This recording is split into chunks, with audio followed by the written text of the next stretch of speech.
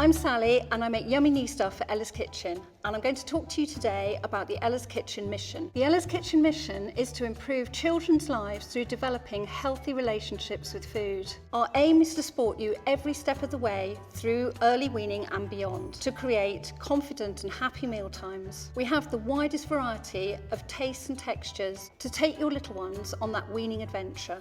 Ella's was set up by a dad of 2 children who really struggled to eat certain foods, and he really wanted them to enjoy food, and particularly food which was good for them. He found that other people were struggling with the same things, so he set up Ella's Kitchen.